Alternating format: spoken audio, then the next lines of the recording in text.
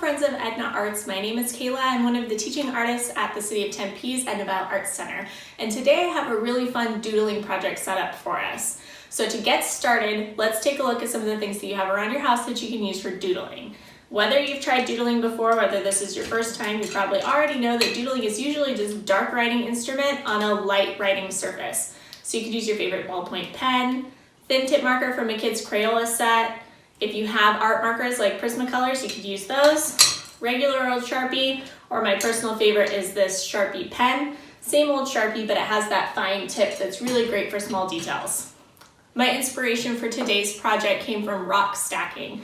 And if you're not familiar with rock stacking, or even if you are, it's a great idea to go online and look at some source images. We're bending the rules of doodling a little bit here because the number one rule of doodling is that you have to clear your mind and go with improvisation. That can be a little bit overwhelming, and it's also fun to kind of have a concept that you're working off of so that you can create a series for your doodles in your sketchbook or even to hang or to gift.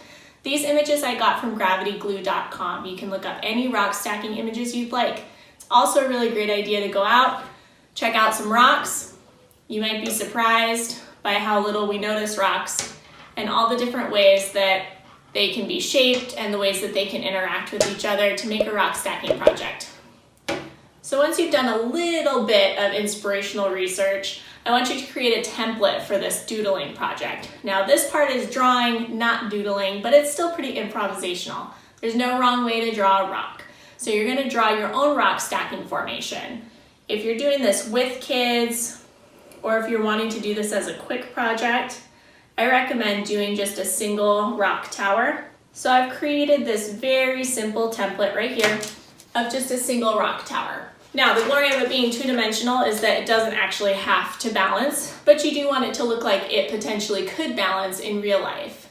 You can see from the source images that sometimes they look a little precarious, but it still has a sense of balance overall, and that's what we're going for. So the next thing you're gonna do is start filling in your rocks. Create a pattern, or even a miniature doodle scene in each of your rocks. So I've started out with just some diagonal lines on my bottom rock. As you're moving forward in this project, you can go back to add more details into your rocks, and you'll just keep going one rock at a time. I like to get a basic pattern or basic concept in each of my rocks before I go back and start doing the details. Now that was my basic template. I have this more complex template that I created earlier. This is more the type of template that's going to be good for an adult coloring book, or if you're going to use this for a study or a series of doodles to experiment with. There are two rules for doodling once you get to this step. Number one, you want to try to keep pen on paper. Don't get too much in your head. Don't try to plan it too much. If something doesn't go the way that you had intended when you started, just keep going with it and keep your creative flow going. It's going to exercise your artistic capabilities. It's also going to give you an opportunity to kind of meditate and zone out almost and just let the doodling do what it does. The term doodling can be traced back to a word originally used to describe a fool. We sometimes hear doodling referenced as a sort of silly, meaningless activity, and perhaps sometimes it is, but that isn't a bad thing. While you're directing your focus to follow the two rules of doodling, you're actually exercising mental resilience. The default mode network, or DMN, is a newer concept in neuroscience that describes a group of brain systems that we now know work together under certain circumstances. Systems in the DMN activate when we're not focused on some other mental task. This region of our brain can get really busy without our permission.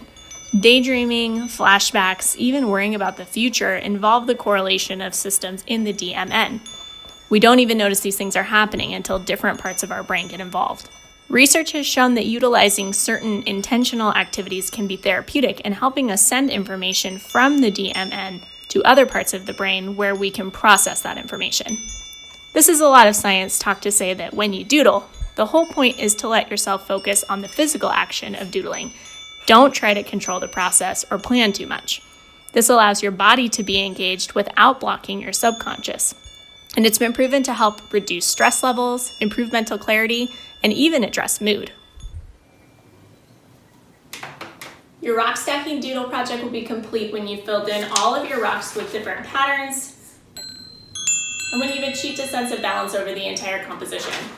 This is a really great project because you can do it over and over again. No two will look the same. You can pick out different themes and come up with a set of doodles for yourself. You can use these as adult coloring pages or give them to your kids and have them fill them in. It's a great project for the whole family. There's no wrong way to draw a rock and there's no wrong way to doodle. So make sure you get out there and try it. Show us what you created by tagging us on Instagram and Facebook at Tempe City Arts and hashtag EdnaArts. Thanks.